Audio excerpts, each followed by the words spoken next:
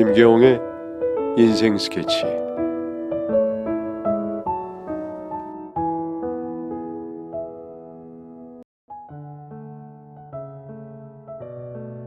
순간 이상한 촉이 왔습니다. 그 순간 형님이 입고 있는 끈 나시끈도 고여 있었고 남편은 얼굴이 새빨갰거든요. 아픈 와중에도 그 서늘하고 쎄한 기분이 온몸을 감쌌지만 아니겠지, 아닐 거야. 스스로에게 그렇게 몇백 번을 말하며 제 자신을 진정시켰습니다. 그런데 이후로도 그 이상한 기분이 사라지지 않더군요. 전 제가 미쳐버리지 않기 위해서라도 그 의문을 풀어야겠다고 생각을 했습니다. 그래서 회사의 사정을 말하고 여름 휴가를 앞당겨 냈습니다. 당연히 남편에게는 말하지 않았습니다. 회사에 나가는 척 하면서 집 주차장에서 종일 시간을 보냈습니다. 이러는 제가 참 어이가 없고 자존심도 상하더라고요. 내가 정말 미쳤나 싶기도 했고요. 이틀째 되던 날에는 너무 힘이 들어서 그냥 집문을 확 열고 덮쳐버릴까 생각을 했습니다. 하지만 만약 현장을 제대로 못 잡거나 제가 오해를 한 거라는 사실이 드러나면은 전 그대로 정말 미친 여자가 되어버리는 거잖아요. 그래서 일주일의 여름 휴가 기간 동안 주차장에서 조용히 잠복하기로 정하게 되었습니다. 만약 아무것도 못 건진다면은 그것으로 이 상황을 모두 덮고 내가 정말 미친 여자처럼 오해했구나 생각하기로 했습니다. 그런데 4일째 되던 날 남편과 사촌 누나가 주차장으로 내려온 거죠. 심장이 미친 듯 뛰더군요. 전 일부러 남편의 자동차가 잘 보이는 곳에 제 차를 두고 기다렸습니다. 두 사람은 차를 타고 주차장을 빠져나갔고 저도 급하게 그 뒤를 따라 나갔습니다. 그랬더니 웬 한강 근처 식당에 내리더군요. 그냥 외식하러 온 건가 싶은 그때 두 사람에게 반갑게 아는 척하는 사람들이 보였습니다. 자전거 동호회 사람들이었어요. 정말 이상하더군요. 아무리 동호회 사람들과 친하다고 해도 부인도 아니고 사촌 누나까지 소개해주나 싶었습니다. 그런데 더 이상한 건 사촌 누나가 그 사람들과 이미 친해 보인다는 거였어요. 갈수록 의구심이 커지는 와중에 그 사람들이 안으로 들어가더라고요. 전 또 그 식당 주차장에서 2시간 기다렸고 마침내 사람들이 나왔습니다. 그걸로 끝인 줄 알았는데 사람들 모두 차를 나눠 타고 어디론가 이동을 하더군요. 저는 또 그 뒤를 밟았죠. 그들이 도착한 곳은 한강공원 주차장이었습니다. 이미 해가 진 시각이라 야간 라이딩이라도 하러 온 건가 싶었는데 아무리 기다려도 차 밖으로 아무도 안 나오는 겁니다. 설마라는 의심이 들면서 머릿속이 새하얘졌습니다. 전 덜덜 떨리는 손으로 카메라를 켠 핸드폰을 손에 꼭 쥐고 남편의 자동차로 달려가 차 문을 벌컥 열었습니다. 그리고 차 안에서 그 짓을 하고 있는 남편과 형님을 보고 말이죠. 다리가 풀릴 것 같았지만 어떡하든 버텨야 한다는 일념으로 그 모습을 찍었습니다. 이 더러운 증거를 꼭 포착해야 한다는 생각밖에 안 들었습니다. 두 사람은 놀랐는지 짐승 같은 비명소리를 지르다가 남편이 다급하게 말했습니다. 여보, 내가 다 설명할게. 여보! 남편이 바지를 추스르면서 저를 따라오더니 길바닥에서 무릎까지 꿇더군요. 그 난리통에 다른 차에서도 속속들이 사람들이 나왔습니다. 모두 자전거 동호회 사람들이었죠. 지숙 형님은 저 멀리서 어쩔 줄 모르고 발을 동동 구르고 있었습니다. 저 사람들은 지금 여기에 왜 있는 거며 형님이랑 넌 무슨 짓을 한 건지 똑바로 말해. 조금이라도 거짓말을 할 경우 네 부모님 형제들은 물론 딸한테도 모든 사실을 말할 거야. 그러면서 동호회 사람들을 노려보니까 다들 슬금슬금 자리를 피하더군요. 남편은 주차장 길바닥에서 무릎을 꿇은 채 이러지도 저러지도 못했습니다.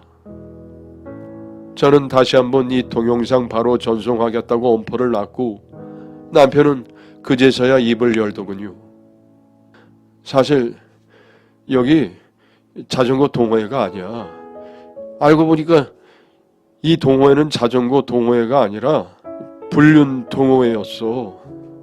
그것도 그냥 불륜이 아니라 이른바 스릴 불륜이라고. 야외에서 그런 짓을 하거나 남편이나 아내를 이 모임에 데려와서 속이는 등 스릴이 넘치는 일을 하면서 불륜을 저지르는 동호회였던 겁니다. 지금까지 몇 년 동안이나 저한테 자전거 동호회라고 속였던 겁니다. 그리고 이 누나는 사촌 누나가 아니라 그냥 아는 누나랍니다. 어렸을 적부터 집안끼리 아주 친해서 남매처럼 지냈는데 연락이 오래전 끊겼다가 이 모임에서 누나를 다시 만난 거죠. 두 사람은 당연하게도 불륜에 빠졌고 공공장소에서 더러운 짓을 하는 걸로도 성이 안 차서 더 스릴 넘치는 일을 찾기 시작한 겁니다. 그렇게 두 사람이 과거에 아는 사이라는 것을 이용해서 사촌 누나라는 거짓말을 하면서 집에까지 들어온 겁니다. 남편이 하는 얘기를 듣고 있으니까 속이 울렁거리더라고요. 헛구역질이 다 나와서 전 제 차를 붙들고 몇 번 숨을 가라앉혀야 했습니다. 정말 정신병자들 아닌가요? 전 당장 이혼 절차 밟을 거고 딸은 평생 다시 못 볼 줄 알라고 외친 뒤에 차에 타버렸습니다. 남편은 차 문을 두들기며 싹싹 빌었지만 전 그대로 가버렸어요. 그 모습을 지켜보고 있는 미친 여자를 차로 밀어버리고 싶었지만 이성을 차리기 위해 최대한 노력했습니다. 그리고 그날 집에 돌아온 남편이 다시 무릎을 꿇었고 전 정말 반성하고 있다면 당장 핸드폰 내놓으라고 했습니다.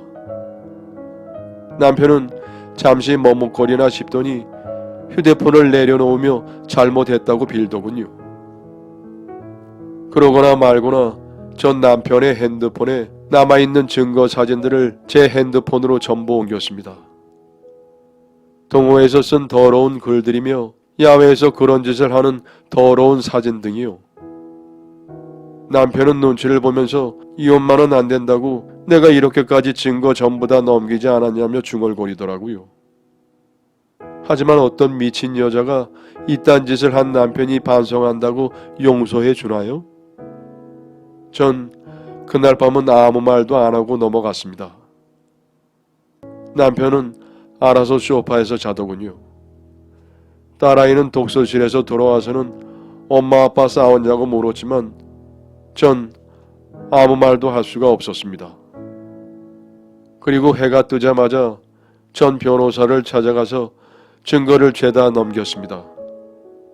변호사는 워낙 증거가 확실해서 제가 승소하고도 남는다고 하더군요.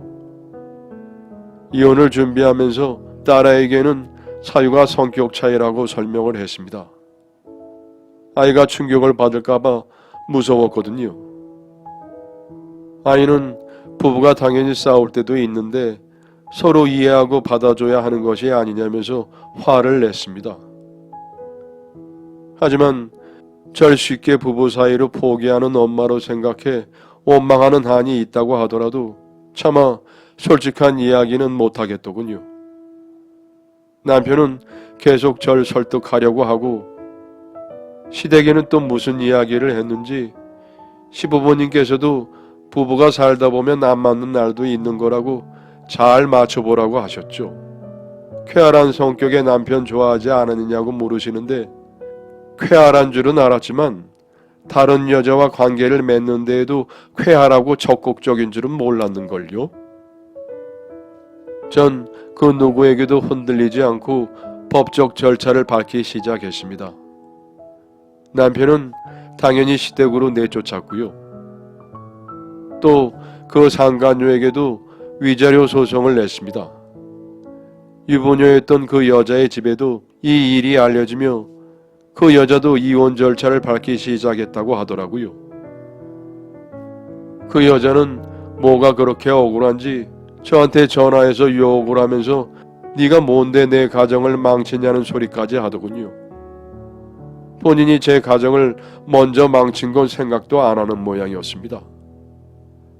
그렇게 이혼 절차가 마무리되나 싶었는데 어느 날 집에 돌아와 보니까 딸애가 펑펑 울고 있었습니다. 아이가 제 노트북을 쓰려고 하다가 제가 변호사에게 보낸 사건 진술서를 읽었던 겁니다. 아무리 덤덤하고 무심한 성격의 아이라고 해도 애는 애지 않습니까? 얼마나 놀랐을지 생각하니 제가 다 눈물이 나더군요. 아이는 절대 아빠 용서해주지 말라고 평생 다시 아빠 보지 않을 거라고 했습니다. 그러면서 나서서 제 할아버지에게 전화를 걸어 이 사실을 전부 말해버리더라고요.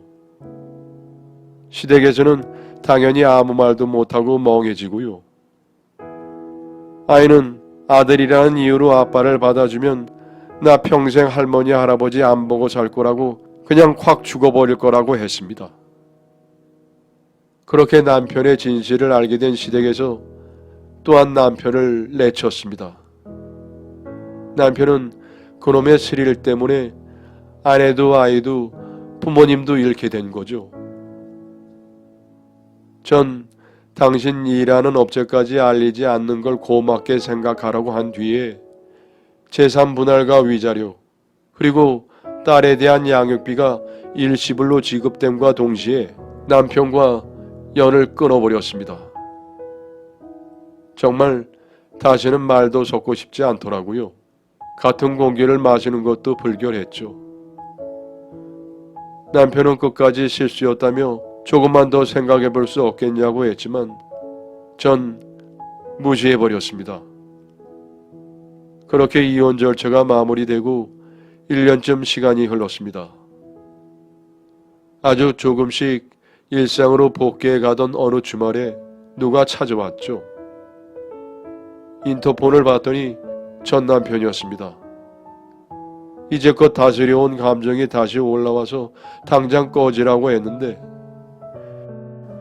저는 이혼 후 더는 엮이고 싶지 않아서 이혼 후 전 남편과 그 상간녀와의 연은 전부 다 끊어버리고 그래 너희 마음대로 살아라 했거든요. 그런데 그 여자의 남편은 이대로 너희들 사회생활 하는 걸 도저히 못 보겠다고 했답니다.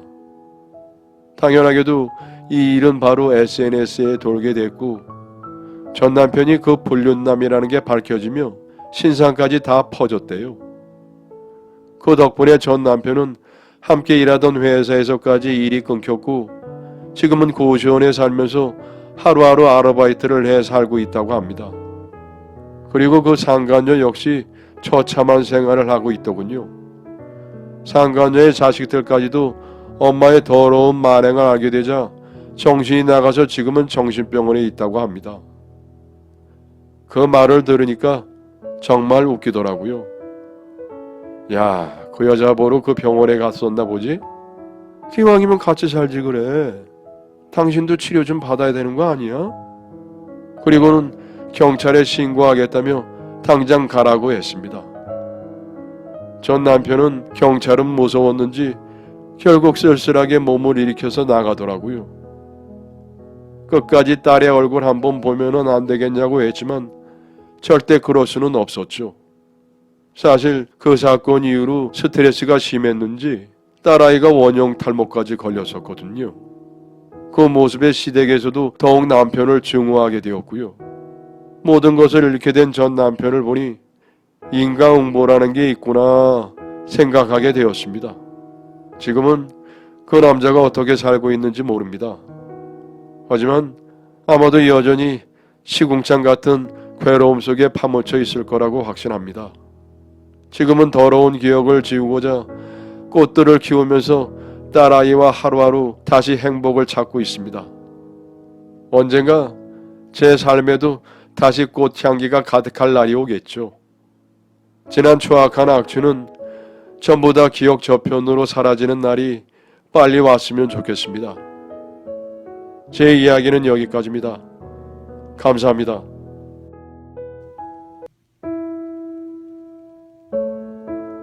여러분의 사연을 기다리고 있습니다. 내용은 제한이 없고요. 구독과 좋아요는 저에게 큰 힘이 됩니다.